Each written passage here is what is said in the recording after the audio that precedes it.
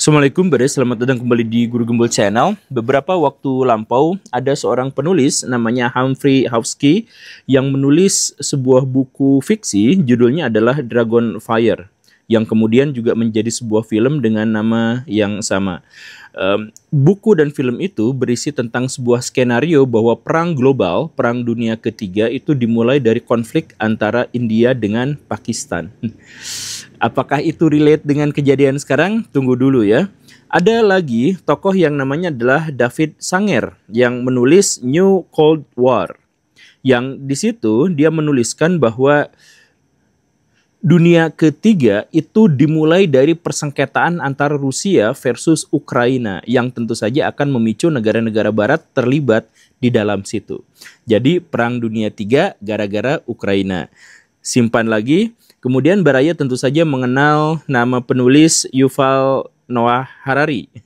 Itu tokoh fenomenal, bukunya juga fenomenal yang Sapiens. Nah, dalam buku Sapiens itu kan dijelaskan bahwa perang dunia ketiga sangat potensial dimulai terjadinya di Israel Palestina gara-gara konflik Israel Palestina. Save lagi ya sama Baraya, silakan disimpan.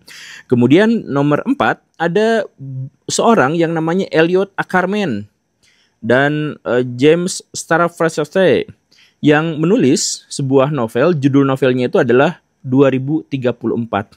Dalam novel itu dijelaskan bahwa perang dunia ketiga itu terjadi gara-gara Cina itu mencaplok Taiwan yang kemudian Amerika Serikat tidak terima dan akhirnya terjadi perang global. Kemudian ada juga Ibu Anne Jacobson yang menulis buku judulnya adalah Nuclear War yang di beberapa episode lampau pernah kita review bukunya. Nah, di situ dijelaskan bahwa perang nuklir itu bisa dimulai dimanapun secara random. Karena pemimpin-pemimpin dunia pada dasarnya juga karakteristik cara mikirnya tuh random-random gitu. Termasuk yang beliau pikirkan itu adalah soal dimulainya dari Korea Utara, lalu kemudian Cina, Amerika Serikat, dan Jepang, dan seterusnya, dan seterusnya. Kemudian ada skenario berikutnya dari Richard S. Truman, yang judul bukunya itu adalah Iran-Israel Konflik, yang membahas bahwa perang dunia ketiga itu dimulai ketika persengketaan memuncak antara Israel dengan Iran. Jadi di sini kita menemukan ada 6 skenario tentang awal mula perang dunia ketiga, ya kan? Yang luar biasanya adalah dari 6 skenario ini semuanya udah terjadi sekarang. Ukraina Rusia sekarang belum selesai berantem. Israel Palestina sampai sekarang belum selesai berantem. Kemudian Cina dan Taiwan untuk dengan Amerika Serikat itu perang dagang dan mungkin perangnya akan lanjut ke perang militer. Kemudian Iran dengan Israel itu OTW perang dan sekarang dilengkapi lagi dengan India versus Pakistan. Jadi semua skenario tentang awal mula perang dunia ketiga secara kebetulan entah bagaimana ceritanya terjadi ketika video ini sedang dibuat. Jadi banyak sekali orang-orang di luar sana yang berusaha untuk melakukan penyangkalan-penyangkalan yang mengatakan bahwa kita sedang baik-baik saja, kita tidak ada masalah apapun, kita hanya diganggu oleh masalah-masalah kecil. Tetapi pada faktanya adalah sekarang dunia ini sedang mendidih. Dunia ini sedang dikepung oleh begitu banyak masalah yang satu saja ada lecutan itu bisa menyebabkan perang global yang melibatkan nuklir. Ingat Baraya, aturan dalam perang nuklir itu adalah satu saja ada huldak nuklir yang diluncurkan negara asing kepada negara kita misalkan, maka akan ada luncuran-luncuran berikutnya yang tidak akan terhenti. Itu rumusan dari perang nuklir itu seperti itu. Dan protokol Amerika Serikat, protokol Israel, protokol Rusia, protokol dari negara-negara pemilik nuklir sebagai senjata itu selalu sama. Kalau dia diserang oleh nuklir duluan, maka mereka akan menyerang balik dengan kekuatan penuh, dengan senjata nuklir. Begitu. Nah, akan tetapi di antara semua skenario yang memungkinkan terjadi perang dunia ketiga, India Pakistan itu adalah salah satu yang resikonya paling besar. Yang resikonya paling kuat. Kenapa seperti itu? Kita hitung beberapa alasannya ya. Kenapa perang dunia ketiga masuk akal kalau dimulainya dari India. Alasan yang pertama adalah karena India dan Pakistan itu adalah negara yang miskin-miskin. Dengan tingkat pendapatan rakyatnya yang sangat rendah. Kalau Baraya menganggap bahwa negara Indonesia itu kismin misalkan, Indonesia itu pendapatan per kapitanya sekitar 78 juta rupiah per tahun secara rata. Nah, India tuh setengahnya dari itu.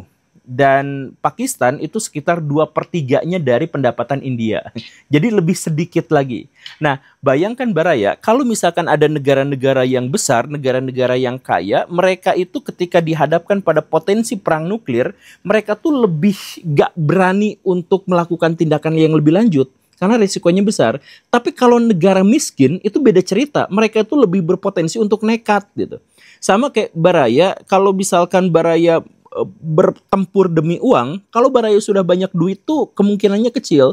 Beda dengan kalau Baraya sangat kelaparan, sangat miskin, kemudian Baraya harus bertempur demi uang, maka Baraya itu pasti akan melakukannya. Nah, baik Pakistan maupun India itu adalah negara-negara miskin yang nampaknya lebih mudah terpicu emosi kalau misalkan ada sesuatu yang buruk yang di antara mereka.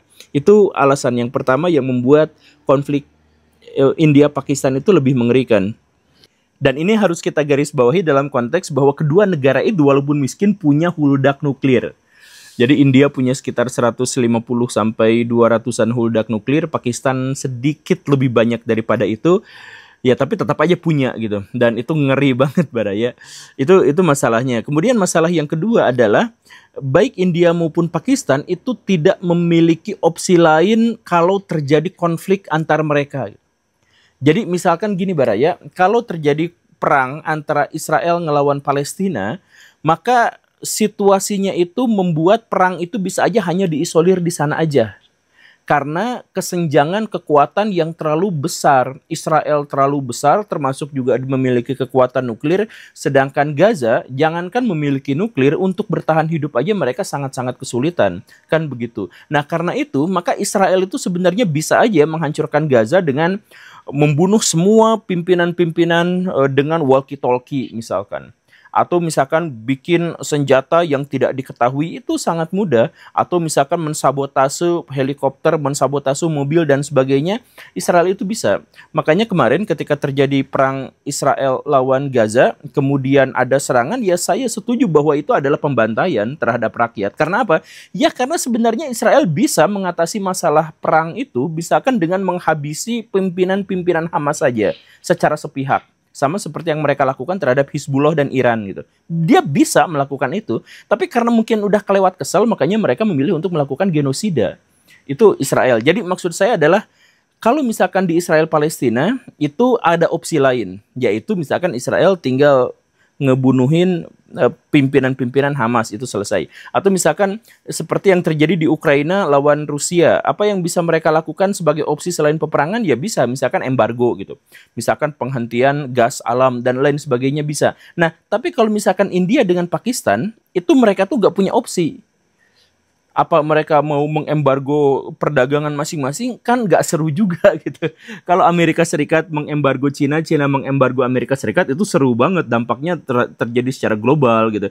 Tapi kalau misalkan India memblok, saya tidak mau ekspor impor dengan Pakistan, dan Pakistan pun melakukan hal yang sama, ya B aja gitu. Karena produk India bisa diambil dari negara lain, produk Pakistan juga bisa diambil dari negara lain dan sebagainya. Nah jadi karena tidak ada opsi yang lain selain dengan perang yang seperti itu, ya makanya ini menjadi lebih berbahaya. Kemudian yang ketiga, yang membuat konflik India-Pakistan itu menjadi lebih berbahaya daripada perang-perang yang lainnya, itu adalah ada peraturan, ada perjanjian soal pembagian Sungai Indus. Nah, jadi masalahnya itu di sini. India, Pakistan, dan wilayah sekitar situ tuh adalah wilayah-wilayah yang cukup ironi gitu, secara geografis. Jadi wilayah-wilayah perairan di India yang menghasilkan pertanian, yang menghasilkan penghidupan bagi orang India, itu sebagian besar disuplai dari Nepal. Jadi sungai-sungai India kebanyakan itu berasal dari Nepal. Sedangkan sungai yang ada di Pakistan itu kebanyakan berasal dari India. Dari Kashmir itu. Jadi Baraya, kebutuhan orang Pakistan terhadap sungai Indus itu sama seperti kebutuhan orang Mesir terhadap sungai Nil. Jadi mereka hanya mungkin bisa hidup karena ada sungai di situ, dan sungai itu benar-benar menjadi penghidupan bagi ratusan juta masyarakat yang ada di sana. Buat pertanian lah, buat transportasi lah, buat menghidupi keluarga lah, buat makan minum segala rupa. Itu dimulainya dari satu sungai yang namanya Sungai Indus. Nah, Sungai Indus yang ada di Pakistan itu hulu sungainya ada di wilayah India. Sehingga kalau India mau dan nekat, misalkan ya, karena ya ini mah kalau beneran nekat gitu ya, maka India bisa aja menghentikan atau mengalihkan aliran Sungai Indus yang begitu besar itu ke wilayahnya, yang menyebabkan akan terjadi kekeringan total di Pakistan. Pakistan itu wilayahnya gurun. Ya persis seperti Mesir gitu. Dan hanya bisa hidup gara-gara Sungai Indus itu. Kalau Sungai Indusnya dibelokkan, ya gak ada pilihan lain, mati semua itu orang Pakistan. Nah, karena itulah bayangkan Baraya musuhan sama sebuah negara yang negara itu memegang keran untuk satu-satunya air tempat Baraya bisa makan minum. Itulah yang terjadi di Pakistan. Jadi musuhan sama India, tapi India itu punya hulu Sungai Indus. Ya hulu sungainya sebenarnya di wilayah Cina gitu. Tapi secara teritori ya bagian terbesar dari hulu itu ya adanya di India, di Kashmir itu. Nah, jadi kalau misalkan Pakistan ada dalam situasi yang seperti ini, maka saya yakinkan mereka akan jauh lebih nekat daripada yang paling mungkin bisa dilakukan oleh negara-negara lain yang memiliki nuklir. Karena ya mau pakai nuklir mau enggak, kalau misalkan aliran sungai dihentikan ya mati kitanya. Nah itu alasan yang membuat Pakistan sangat mungkin untuk melakukan tindakan nekat. Dan India pun sangat potensial untuk melakukan tindakan nekat untuk menghentikan aliran sungai itu.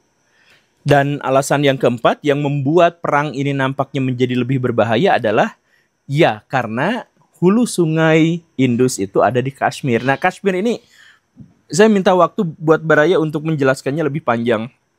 Karena ini terkait dengan historis. Jadi ceritanya begini Baraya. India dan Pakistan itu dulunya satu negara yang namanya India. Sekarang namanya Barat ya. Nah, tapi dulu tuh namanya adalah India. Nah, dari India itu, mereka itu terdiri dari begitu banyak suku bangsa, terdiri dari begitu banyak bahasa, dan terdiri dari begitu banyak agama. Bahkan Tuhan mereka juga macam-macam, beda-beda. Tembus 1 juta, dan ini dianggap sebagai peradaban dengan Tuhan paling banyak di seluruh dunia sepanjang sejarah. Ya, satu kebudayaan besar yang terikat dalam satu wilayah geografis gitu, banyak anak suku dan lain sebagainya, tapi Tuhannya mencapai 1 juta. Dan karena itu, maka orang-orang India itu sebenarnya terbiasa dengan perbedaan, terbiasa dengan toleransi, terbiasa dengan memahami bahwa orang lain memiliki cara pandang dan sudut pandang yang berbeda. Itu gak jadi masalah. Kenapa seperti itu? Ya karena mereka itu terpaksa dikurung secara geografis. Di sebelah utara itu pegunungan Himalaya, di sebelah selatan itu adalah Samudra Hindia. Jadi mereka relatif terisolir, gak bisa kemana-mana gitu. Tapi ada satu celah kecil yang disebut sebagai celah Khyber Indukus gitu, yang sekarang itu wilayahnya Afghanistan. Nah di situ biasanya tempat celah orang keluar masuk ke situ. Misalkan orang Arya masuk ke situ gitu ya. Nah kemudian berikutnya, tahun-tahun berikutnya penguasa Muslim masuknya juga lewat situ untuk menaklukkan wilayah India. Orang-orang India pada waktu itu ketika ditaklukkan gak jadi masalah dan tidak mempermasalahkan agamanya. Ya karena mereka sudah terbiasa dengan agama yang beda-beda, yang macam-macam. Dan ketika orang-orang Muslim itu memang menaklukkan selama berabad-abad tinggal di sana, ya be aja gitu. Perang terjadi ya gara-gara urusan politik gitu. Sama seperti orang Hindu dengan orang Hindu yang lain, biasa aja gitu.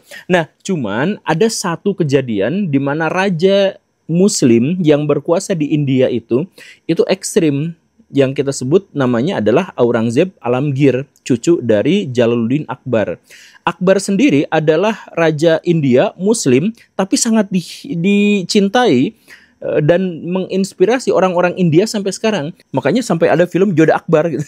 Tapi cucunya yang Aurangzeb Alamgir ini, dia itu punya kebijakan yang bahasa kasarnya itu Wahabi gitu. Jadi dia tuh kami Muslim, mereka non-Muslim, titik. Kami Muslim, mereka kafir musyrik, titik gitu. Makanya hak dan kewajiban itu dipisahkan antara Muslim dan non-Muslim. Kemudian tempat beribadah orang-orang Hindu, kuil-kuil India itu dipindah-pindahkan atau bahkan dihancurkan sama sekali gitu ya. Kemudian pejabat-pejabat yang Hindu dilepas, diganti sama yang Muslim-Muslim dan sebagainya. Pokoknya mak, dia benar-benar memisahkan antara Muslim dengan kafir gitu. Ceritanya tuh begitu, Aurangzeb Alamgir seperti itu. Dan yang lebih buruk buruknya lagi adalah bahwa dia itu adalah pemimpin yang luar biasa cekatan dan cerdas. Sampai dia mampu menaklukkan hampir seluruh wilayah India. Jago banget dia tuh dalam perang. Penakluk yang luar biasa. Nah, karena Aurangzeb Alamgir itu berpikirannya hitam putih antara muslim dengan non-muslim, dan mereka itu menganggap bahwa kami itu adalah orang India yang muslim gitu, yang itu. Nah, akhirnya orang-orang Hindu pun memisah, kami orang India dan itu adalah orang muslim pendatang gitu. Nah, perpecahannya itu tidak terelakkan sampai akhirnya Inggris datang menjajah ke sana tahun 1700-an.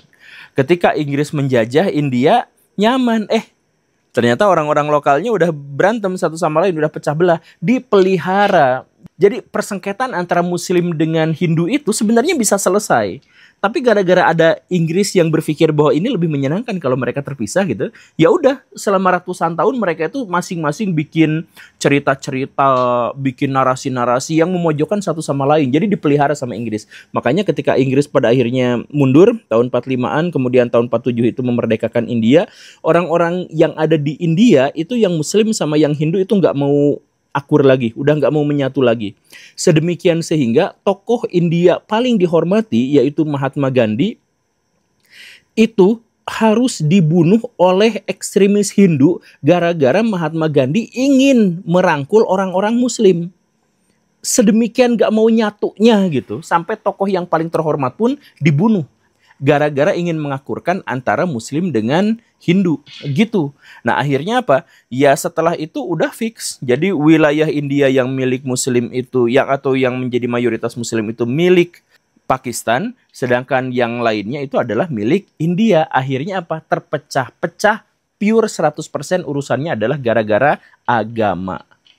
Begitu. Nah, yang jadi masalahnya itu, yang ngeselinnya itu adalah Kashmir. Nah, ini Kashmir tuh yang jadi masalah tuh. Apa itu? Kashmir itu di zaman pemisahan itu mayoritas penduduknya Muslim tapi dipimpin oleh Raja Hindu. Nah, jadi mau masuk India, mau masuk Pakistan, kan perjanjiannya adalah wilayah yang mayoritas Muslim jadi Pakistan, wilayah yang mayoritas Hindu jadi India. Nah, Kashmir bingung, penguasanya orang Hindu tapi mayoritas masyarakatnya milik Muslim. Nah, akhirnya mereka putuskan, ya udah kami merdeka aja sebagai negara sendiri gitu. Toh wilayahnya juga cukup luas gitu, sekitar 220 ribuan kilometer persegi ya. Ya sekitar setengahnya Sumatera gitu. Dan cukup gede, ya udah memisahkan diri. Pas memisahkan diri, Pakistan gak terima. Itu kan mayoritas Muslim. Diserang sama Pakistan. Kashmir yang merasa dirinya diserang minta bantuan sama India. Akhirnya apa kata India? Oke, saya bantuin, tapi wilayah itu jadi milik saya. Datang India ke situ, perang, dan perang itu tidak berkesudahan sampai detik ini. Makanya Pakistan itu dibagi jadi 3. India, Pakistan, Cina. Yang Cinanya abaikan lah ya, ada wilayahnya juga hampir sepi gitu, wilayah pegunungan banget. Nah, tapi yang India dan Pakistan inilah yang berperang terus-terusan di Kashmir. Itu perangnya nggak berkesudahan, konfliknya nggak berkesudahan. Saya kan pernah ngundang orang Kashmir ke Indonesia gitu, terus ngobrol soal ini. Itu nggak selesai-selesai di sana gitu. Nah, itulah yang akhirnya menjadi penyebab bagi konflik India-Pakistan sekarang. Udah mah Kashmir itu menjadi sumber air satu-satunya untuk orang Pakistan. Kemudian di sana ada historis perang antar agama. Kemudian di sana juga wilayah yang paling dipersengketakan. Coba, nah makanya konflik India dan Pakistan itu hampir selalu dimulai dari Kashmir. Jadi kalau misalkan Baraya kemarin karena ada alasan orang India itu nyerang Pakistan gara-gara di sana ada pembantaian yang dilakukan oleh orang-orang Kashmir misalkan. Kata orang India itu kan disponsori sama Pakistan, kata Pakistan enggak disponsori ya, dan sebagainya. Itu kan ujung-ujungnya tetap aja itu Kashmir, ujung-ujungnya adalah perang beda agama gitu. Antara Muslim dengan Hindu. Serumit itu gitu. Makanya kalau misalkan sekarang India dan Pakistan itu punya nuklir, negara-negara barat itu nggak terlalu komplain gitu, cuman kritik-kritik gitu. Kan sebenarnya di seluruh dunia itu ada aturan pelucutan nuklir, di mana negara-negara yang punya nuklir itu hanya yang sudah memilikinya sebelum tahun 1970-an. Jadi ada Cina, ada Amerika Serikat, ada Rusia, ada Inggris, ada Perancis. Nah, negara itu saja yang berhak untuk memiliki nuklir, yang lainnya tidak. Nah, tapi kalau Pakistan dan India itu dalam situasi konflik yang seperti itu, ya ditambah bahwa mereka juga tidak terikat pada perjanjian, ya udahlah biarin aja kata negara-negara barat itu, biarkan mereka punya nuklir. Kenapa? diharapkan ketika mereka masing-masing punya nuklir, mereka nggak berani saling serang gitu. Ya kan aturannya yang tadi itu. Jadi kalau misalkan satu nuklir diluncurkan, maka akan dibalas dengan nuklir-nuklir yang lain. Karena satu nuklir itu minimal menghancurkan sebuah kota, maka serangan nuklir itu adalah salah satu serangan yang paling berbahaya dan paling dihindari. Makanya India Pakistan biarkan aja memiliki nuklir agar mereka sama-sama tidak berani saling serang gitu. Ya, ini terlalu beresiko sih, tapi intinya kurang lebihnya seperti itu. Dan sekarang ketika video ini dibuat, ya ada 5 wilayah di Pakistan yang diserang oleh jet-jet tempur India dan menewaskan beberapa warga sipil termasuk juga 2 anak 3 tahun. Dan Pakistan pun menyerang balik terhadap India, ya setidaknya ada 5 pesawat India yang ditembak jatuh dan beberapa drone yang juga ditembak jatuh katanya. Seperti itu. Kedepannya kita belum tahu, cuman ya kita bersimpati atas kematian dari korban-korban itu, tetapi sejujurnya perang ini harus kita sebut sebagai perang yang rumit tapi juga lucu.